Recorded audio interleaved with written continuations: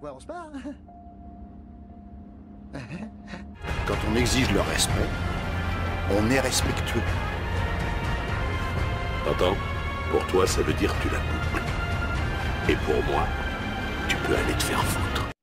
Salut Vatosokos, j'espère que tout le monde se porte bien malgré ce match cauchemar. Oui, cauchemar, voilà pourquoi j'ai mis ça sur le titre, parce que c'est un match cauchemar. Surtout la première mi-temps, le Bayern de Munich, on aurait dit 11 Freddy Krueger qui était sur le terrain. C'était vraiment Nightmare in Elm Street.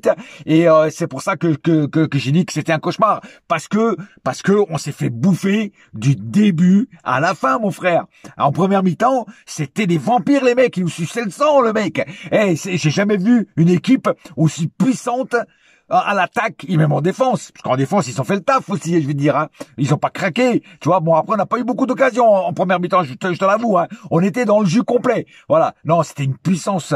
C'était les chars d'assaut allemands qui arrivaient. C'était un nouveau débarquement, quoi, je veux dire. Non, mais c'est la vérité, quoi. Parce que là, c'était un truc de fou malade, quoi. Tu vois, c'était une nouvelle invasion allemande. Non, c'est trop fort, le Bayern. Je dis franchement, c'est vraiment très, très fort. Moi, je m'attendais, de toute façon, à un match difficile. Je m'attendais à qu'on souffre. Je m'attendais pas à une défaite. Je m'attendais à un match nul. Au pire des cas, un match nul. Mais là, il faut admettre que les mecs, que le Bayern est au-dessus de nous. C'est la meilleure équipe d'Europe, voire du monde en ce moment. Nous, on va dire qu'on est la deuxième. Mais c'est vrai que là, on a vraiment souffert dans ce match.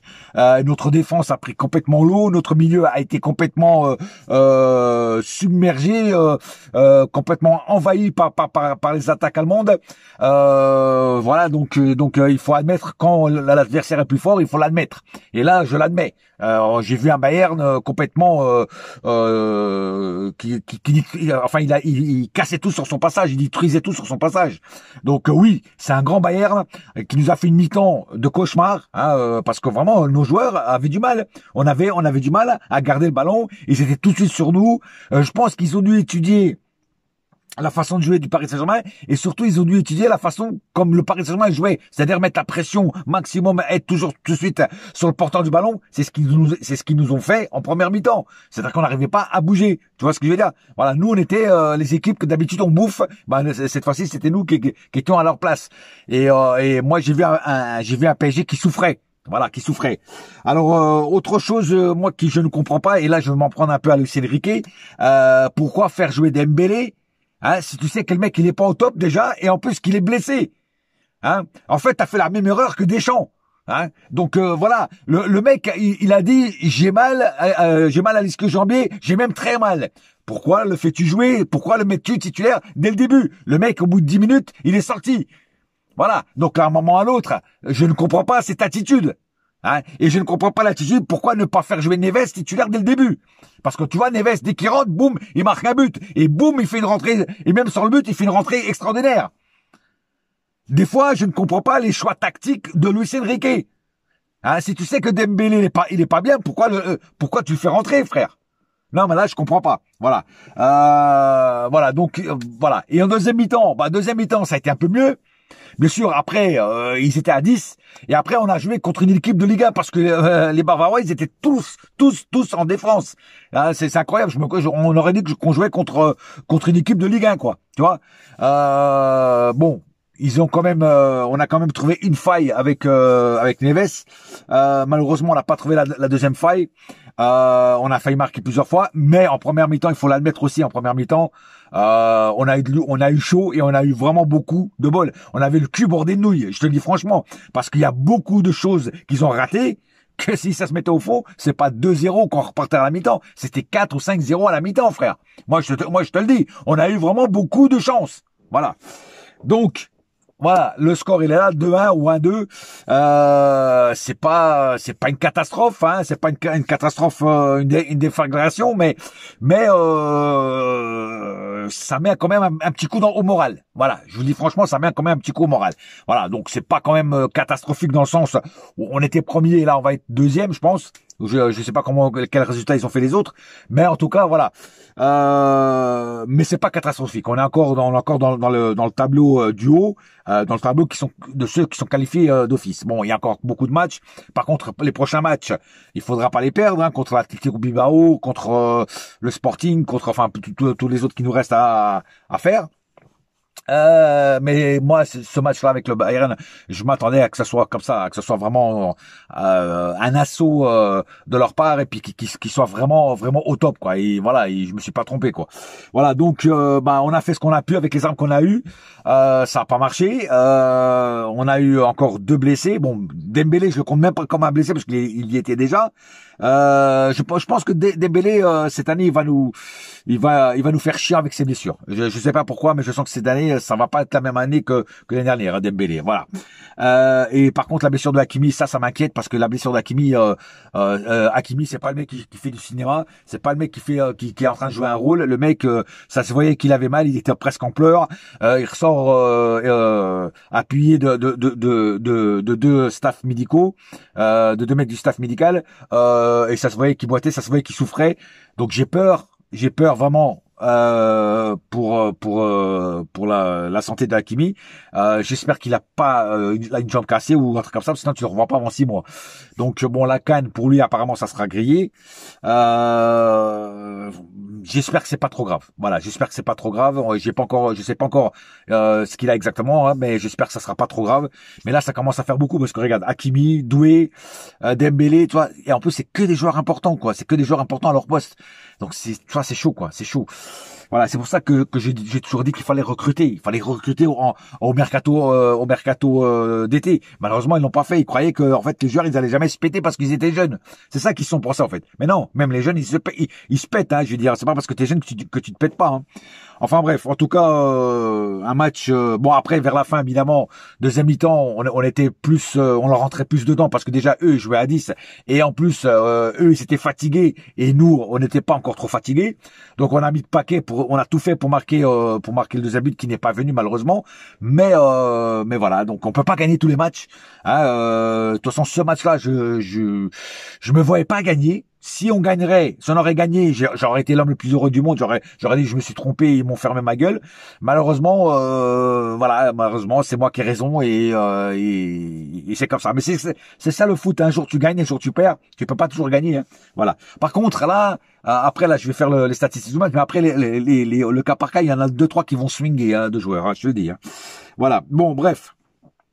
Alors, on va passer donc aux statistiques du match. 25 tirs du côté PSG, 9 du côté du Bayern. 25, ça allait être sûrement en deuxième mi-temps, à la fin de la deuxième mi-temps, parce que en première mi-temps, on n'en a pas touché une. Hein. 10 tirs cadrés du côté PSG, 4 du côté Bayern, 4 tirs cadrés, 2 buts. C'est incroyable. C'est incroyable. 59% de possession côté PSG, 41 du côté Bayern. Ouais, parce qu'en deuxième mi-temps, on les a plus possédés. 564 passes. Du côté PSG, 192 du côté Bayern, ça je trouve ça pas beaucoup, vraiment pas beaucoup. Voilà, bon, mais peut-être que c'est ça. Hein. 95% de précision de passe côté PSG, 85 du côté Bayern. 7 fautes du côté PSG, 9 du côté Bayern. 1 carton jaune du côté PSG, 3 du côté Bayern. Le carton jaune d'ailleurs du côté PSG c'est Nuno Mendes qui a un peu perdu ses nerfs vers la fin, mais je vais y revenir. 0 carton rouge du côté PSG, 1 du côté Bayern. D'ailleurs ce carton rouge est largement mérité, Moi quand je vois l'arbitre, d'ailleurs l'arbitre en première mi-temps pas bon. J'ai dit franchement pas bon. Beaucoup de fautes pas sifflées en notre faveur que le Bayern faisait et il le sifflait pas. Je me suis dit c'est pas possible, encore un putain d'arbitre qui est naze, qui est nul. En deuxième mi-temps, il a été meilleur. En fait, il a été meilleur depuis juste après qu'il ait mis le carton rouge. Après, il a commencé à siffler quelques fautes en notre faveur en deuxième mi-temps. Mais en première mi-temps, c'était catastrophique. Il sifflait rien du tout, quoi. Je veux dire, c'est un truc de malade.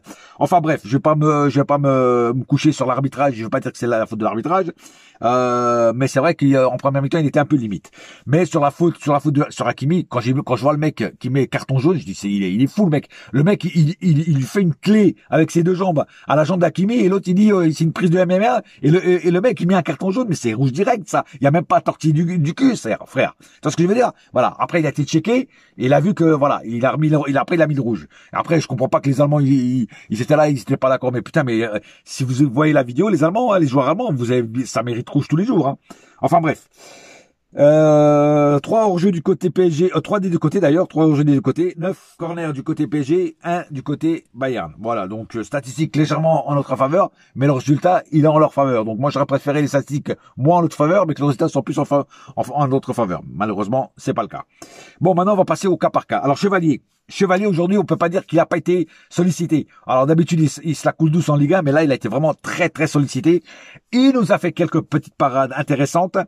Bon, c'est pas encore, c'est encore trop tôt pour dire que je m'enflamme pour Chevalier, mais il nous a fait quand même des petites, des petits arrêts importants.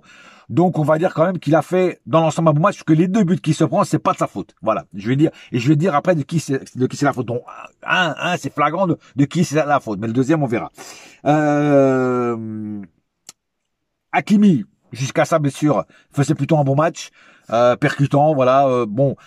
Mieux en percussion et en vitesse que en défense, mais bon, c'est ça, Hakimi, c'est comme ça, c'est pareil pour Nuno Mendes. D'ailleurs, Nuno Mendes, c'est pareil. Nuno Mendes, qui à la fin perd un peu ses moyens et perd un peu ses nerfs, faut pas que tu fasses ça souvent parce que sinon tu vas prendre des cartons. En fait, tu m'as fait rappeler un petit peu le Verratti qui perdait ses moyens, qui se prenait des cartons juste parce qu'il ouvrait sa gueule. Donc Nuno Mendes tombe pas dans le piège, dans le cliché Verratti, hein, ou dans l'image Verratti, parce que ça serait dommage. Voilà. Essaie de contrôler tes nerfs. Je sais que personne n'aime perdre, mais c'est comme ça. Voilà, donc Nuno Mendes, franchement, je l'ai pas trouvé excellent ce soir. Je vous dis franchement, j'ai trouvé qu'il se faisait souvent bouffer par Upamecano. Donc je vais pas vraiment le dire qu'il a fait un bon match. Je vais même le mettre dans les flops ce soir. Voilà. Pareil pour Marquinhos. Marquinhos flop total. Flop total. Il est passé complètement à côté de son match.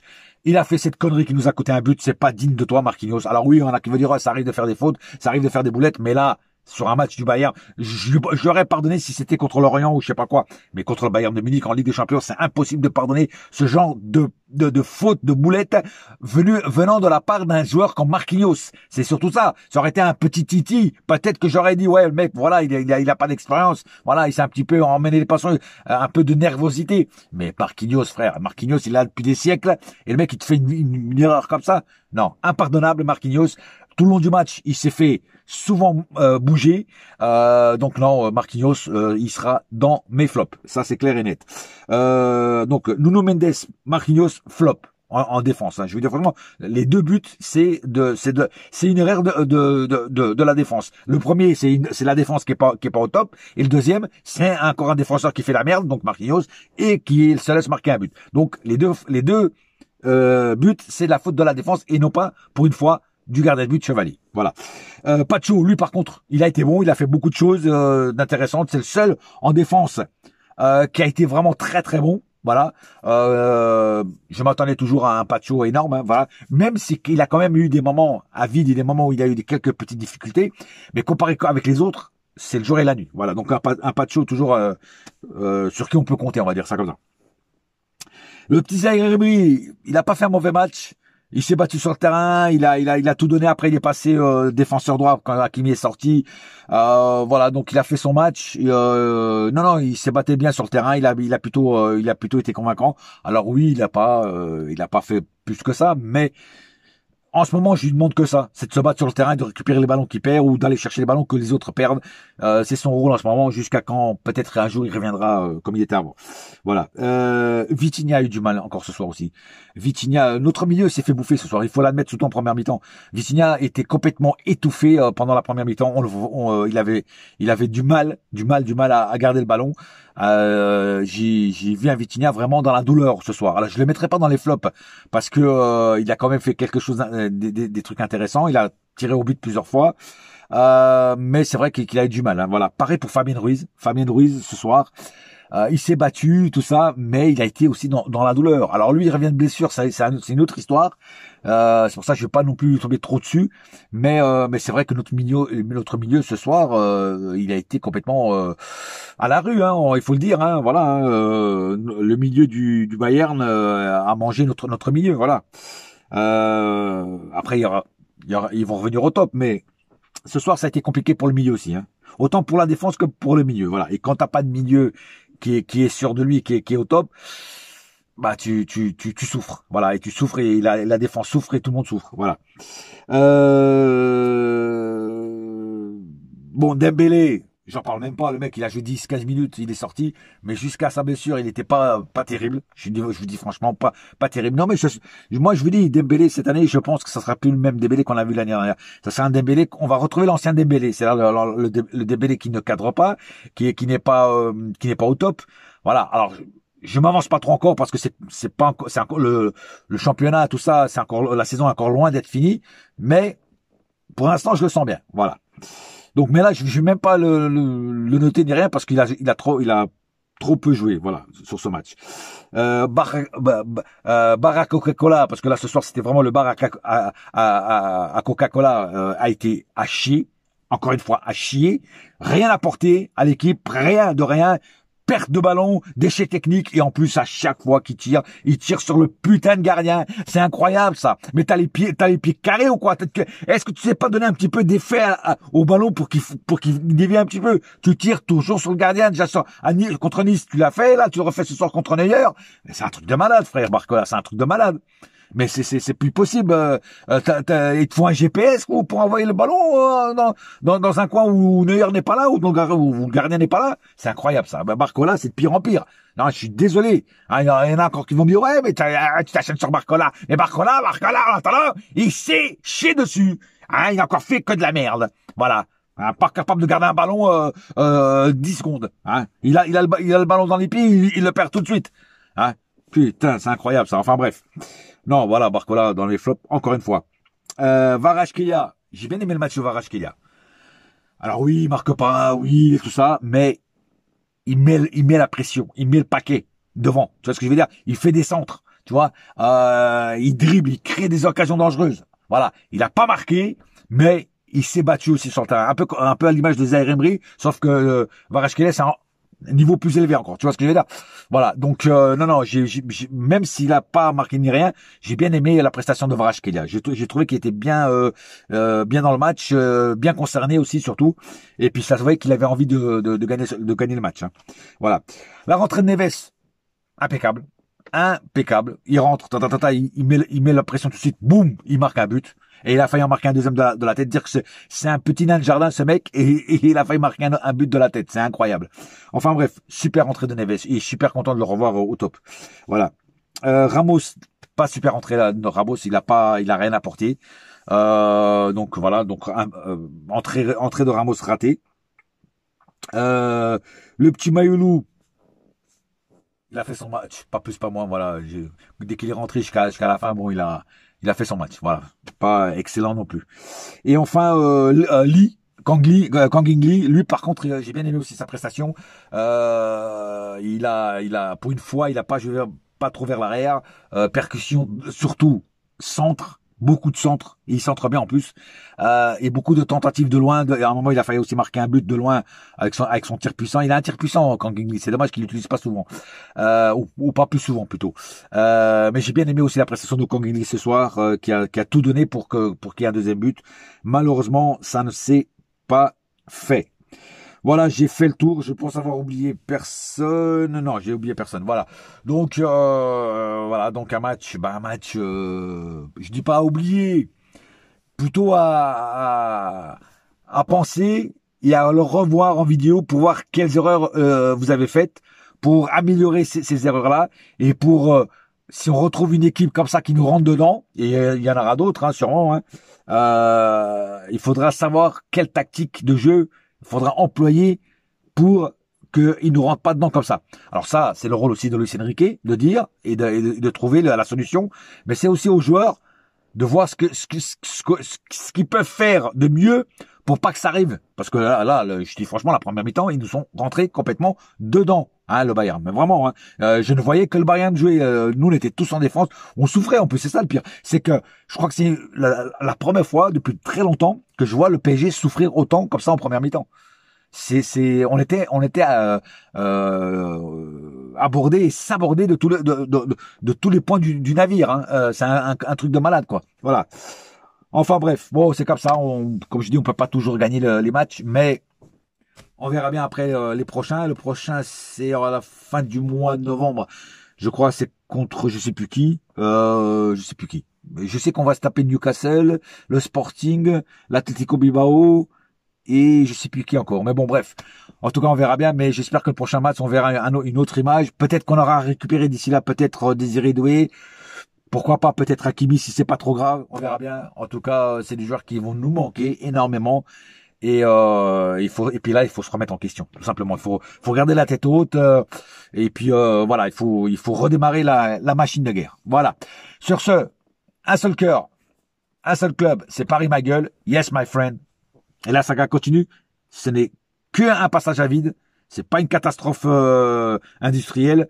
On est encore devant. Hein, on n'est pas premier, mais on est devant. Et c'est le plus important. Voilà. Sur ce, bonne soirée. Bouya!